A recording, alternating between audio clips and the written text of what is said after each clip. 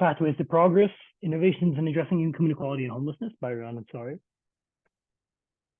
So what is homelessness? It's in the title, we got to define it. So according to Newport Beach, the official government website, homelessness is when a person slash family lacks a fixed, regular nighttime residence, or they usually live in a shelter or a place not meant for habitation, like a subway station, in a public park, right? You can see there are different categories of homelessness legally. Category one and category two are what we're going to classify as homeless, right? Particularly category one. Category two is like at imminent risk, right? So people who are on the verge of losing their home and belongings. Category three is just for federal use, right? We're not going to go into that. So how is homelessness, right? How is it in America? We're going to be focusing on America, right? So 500,000 Americans are homeless on any given night, which is a substantial number, right? You can see on the right the tents. That's a usual sight in cities like Los Angeles, San Francisco, and Seattle, where they have recently seen, since 2011, an increase in 15, 24, and 25% in homeless populations. In general, though, homelessness has been on a decline nationally, right? But in specific cities, the density of homeless people is growing, and that might be due to the inflation specifically in those cities as well. I know it's national too, but in those cities, wealth distributions are more skewed, right? Even more so, right? So that will lead to unrest, crime rates will increase, and other bad things. Right? We don't want that.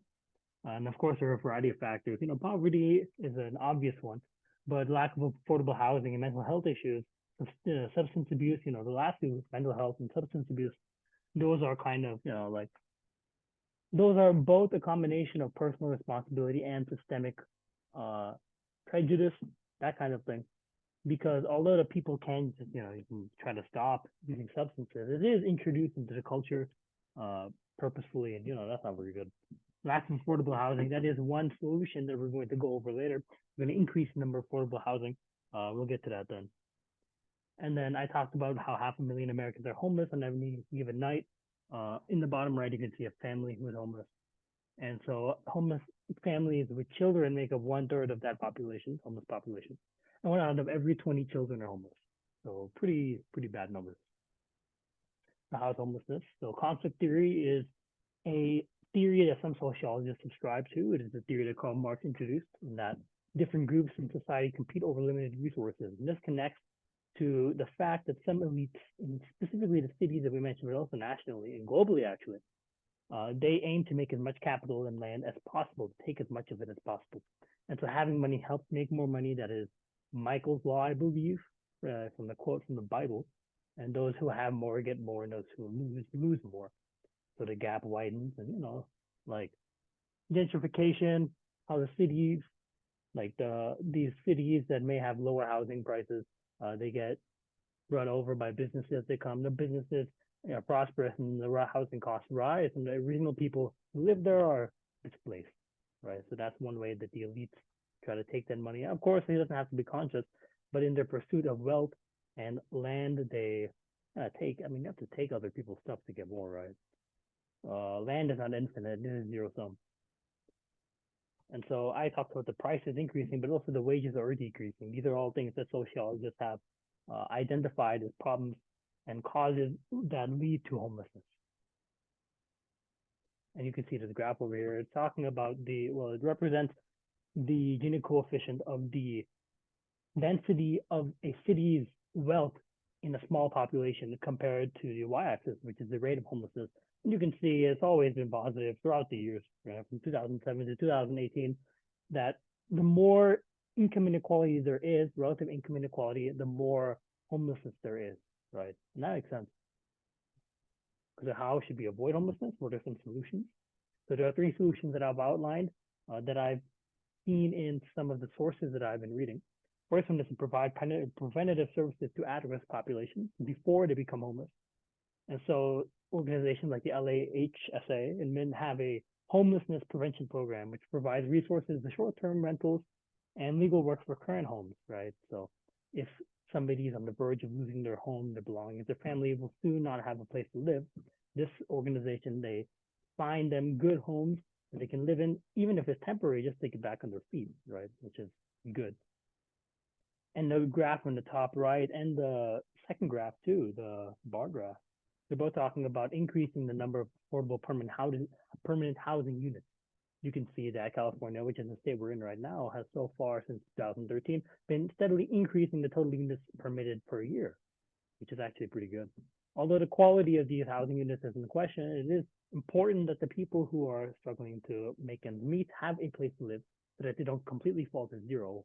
It's hard to get back from zero, right? But if you're at like 10, not $10, but you know what I mean, it's easier to get all the way up. And then budget allocation, this is just general money being spent on homelessness by the California government. They've been increasing. You can see in 2018-19, it was around 1 billion, whereas now in 2022 to 23, it's around 10 million, 10 billion, sorry, billion, right? And then that's the second one, this increasing the number of housing units. The third one is going to be providing resources to those who have escaped homelessness. So I talked about before homelessness, during homelessness, and after homelessness. This is after. So SAMHSA, which the photograph on the right is the Los Angeles homeless. The SA, I don't know what that is. But basically, yeah, that's for the first point. The third point, I don't have a photo. But this PATH program that SAMHSA provides is just rehabilitation and mental health services for those who are, recently came out of homelessness. Maybe they still have a few issues like substance abuse, so they can get those fixed and they can find better job opportunities so that they can better their financial situation. And so some of the pros and the cons, that's going to be the final slide. Pros of the prevention program, it's cost effective, early prevention, 1 ounce of, what is the saying? 1 ounce of prevention is worth a pound of cure. That's how it is cost effective. You save lots of money. Whereas some of the cons of that, identifying the people is challenging. This is also a con for the reintegration program, is that some of the people may lie or they may not attempt to better their situation, just so that they can leech off the funding that these organizations receive. Although these are not very strong reasons to completely throw away these ideas, they are something to keep an eye on, right? So a pro for increasing the number of affordable housing units is, it's a long-term solution, and it reduces the strain on shelters. So people who do not have a home, right, they can actually either they could go into a shelter, right, but they can get a better long-term solution because shelter is sort of a stigma.